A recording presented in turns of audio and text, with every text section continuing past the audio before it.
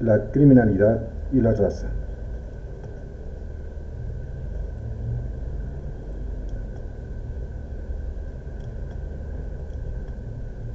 Concepto de raza.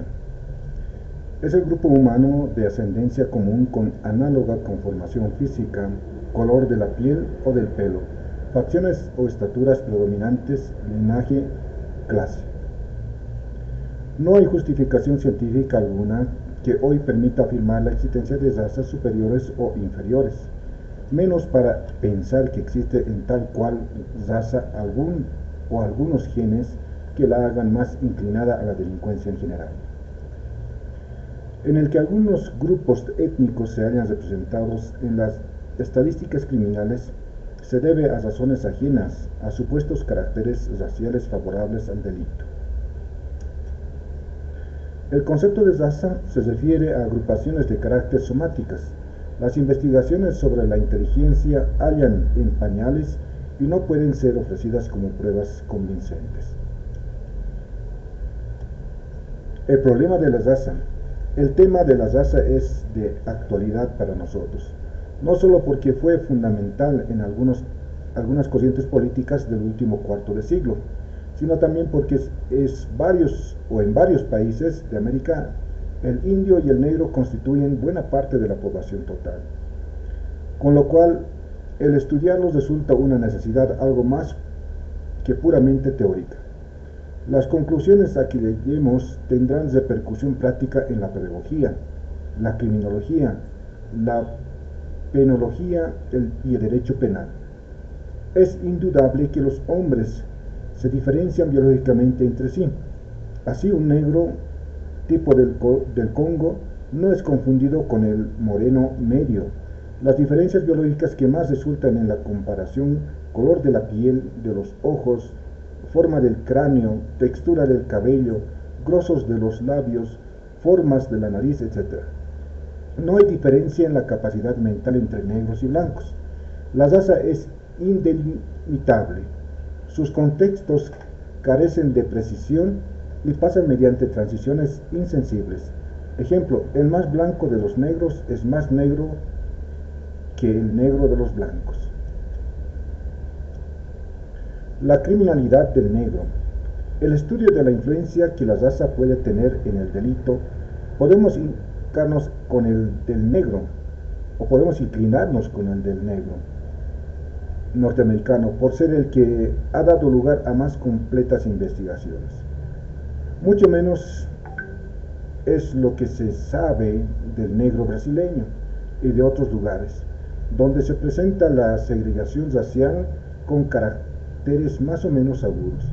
La primera dificultad que se tropieza es la carencia de una clara noción acerca de lo que ha de entenderse por negros. Un estudio detallado de los delitos referidos ha llevado a la convicción de que el negro es más delincuente, no por razones biológicas, raciales, sino por las desfavorables del ambiente en que se desenvuelve.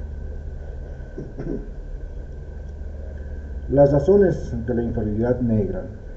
Estas han sido clasificadas por Taft de la siguiente manera. La primera, desventajas económicas. Los negros, por término medio, tienen una situación económica inferior a la de los blancos. Desventajas familiares. La familia negra es menos estable que la blanca, lo que en parte proviene de innata tendencia a la inmoralidad, sino de la historia de lo aún lejana desmoralización existentes durante el régimen de esclavitud.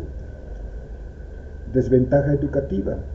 Los negros tienen menos oportunidades de alcanzar una buena educación general o especializada. Desventaja en el tratamiento penal. Solo en razón de la discriminación ante los tribunales legalmente constituidos, sino también por hecho de que los negros han sufrido mucho más que los blancos de esa forma de justicia rápida llamada linchamiento. Otras desventajas. Aquí podemos consignar las discriminaciones ofensivas de que se les hace objeto en los negocios, los medios de locomoción, en los centros de diversión y recreo, en las prácticas religiosas y hasta en los cementerios. Pese a las razones enunciadas, se ha querido ver la posibilidad de que haya determinantes individuales que expliquen la mayor criminalidad negra. Apunta en este sentido las observaciones referentes a que entre los negros son más frecuentes que entre los blancos la psicosis, las psicopatías y las oligofrenias. La criminalidad de los indígenas. En cuanto atañe a la explicación de la conducta indígena en lo criminal o no, se han destacado dos posiciones extremas: la de aquellos que ven en el individuo una radical incapacidad para asimilar los modelos de una alta cultura, o esa deficiencia individual atribuyen al atraso, el alcoholismo, la criminalidad y el analfabetismo, y la de aquellos que encuentran solo en razones sociales la causa de los males que el indio sufre y que él provoca. Existe interés de tenerlos en un estado de sojuzgamiento que facilita su explotación. Ciertos políticos y sociólogos pretenden ganarse el apoyo de esas masas. Es evidente que el indio ha vivido durante siglos en un ambiente poco favorable para la adecuada manifestación de todas sus capacidades. El indígena campesino tiene un alto sentido moral, tiene ansias de superación. Pese a las dificultades, el alcohol, la mala alimentación, el sojuzgamiento social, que podrían impulsar al indígena a delinquir mucho, su criminalidad es reducida, y en todo caso mucho menor que la del blanco y la del mestizo. La prevalente comisión de delitos de abigeato y sublevación.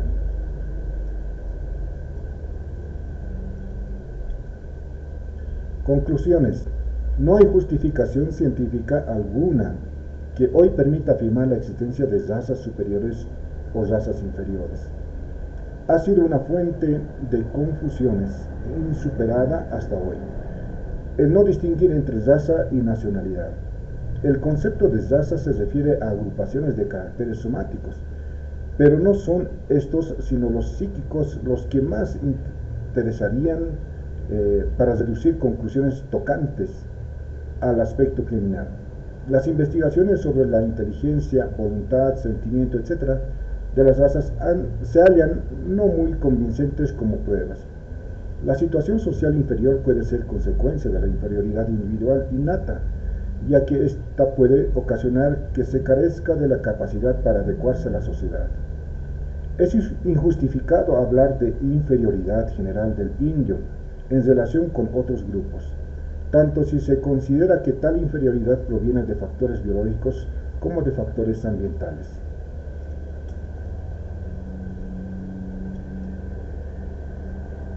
Ahora pasamos a explicar el otro tema que lleva por título la edad y la criminalidad.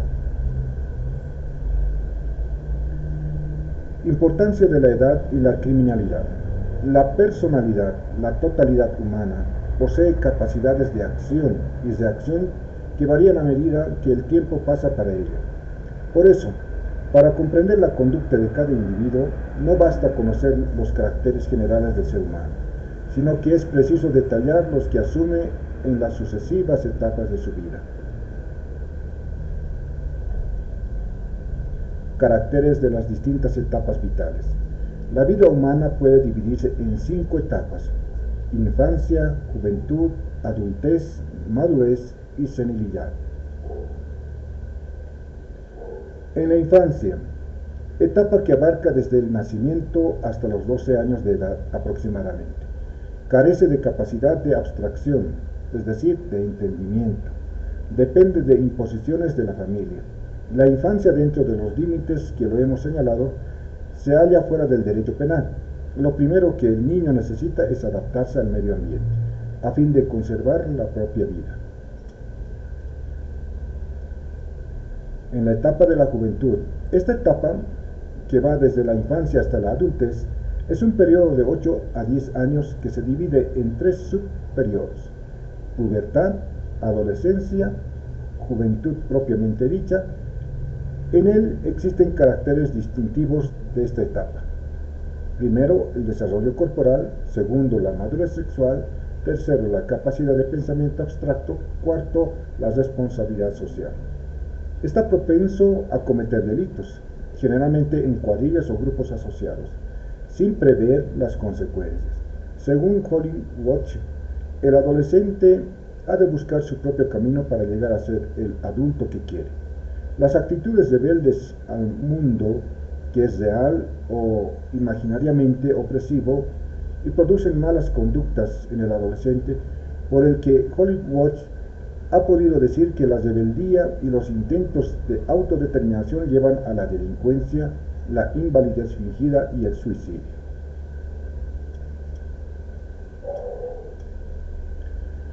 En la etapa de la adultez, el adulto está en la plenitud de sus fuerzas, por lo cual rinde mucho en beneficio de la comunidad.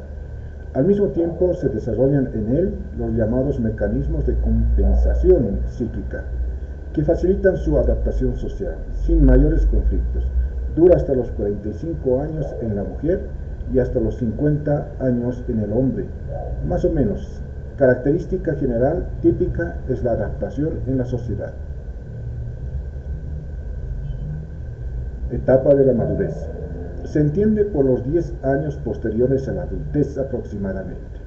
Durante esta etapa cesan, o por lo menos se debilitan considerablemente las actividades genitales normales. La crisis es más aguda en la mujer que en el hombre. Estos años, por el apasionamiento y desequilibrio, recuerdan a los de la juventud. Las tendencias egoístas adquieren gran significación y suelen manifestarse a través de epicureísmo extremado. La senilidad. Sigue la madurez en la senectud. Tiene tanta importancia en el sentirse viejo como el serlo. Desde el punto de vista de la criminalidad, las funciones fisiológicas y psíquicas disminuyen tanto en cantidad como en calidad. Las aptitudes personales decaen precisamente cuando se ocupa el apéndice de la figuración social o intelectual. Resulta comprensible la tendencia del temor de la competencia de los más jóvenes, los odios y las envidias. En el viejo predominan la tristeza, el miedo, la inseguridad y desconfianza. Entre los jóvenes y adultos hay una notable alza de criminalidad, pero luego se presenta un rápido descenso. Entre las mujeres el alza no es tan grande, pero el descenso es mucho más lento.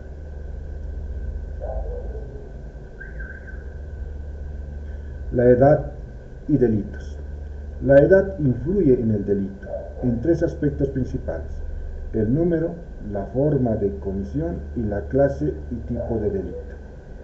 La mayor cantidad de delitos cometidos se halla entre el fin de la juventud y el comienzo de la adultez, es decir, entre los años 19 a 25. Se ha observado que hasta los 40 o 45 años las personas constituyen una mayor proporción entre los delincuentes que en la población normal. Los jóvenes tienen más oportunidades de emprender actividades sociales y moralmente peligrosas. Son proclives a la desorganización y la desmoralización. La vejez disminuye la agresividad y la fuerza. Además, la pena de muerte y las condenas de prisión de larga duración van retirando de la circulación a muchos de los delincuentes más peligrosos. La edad y especies de delitos.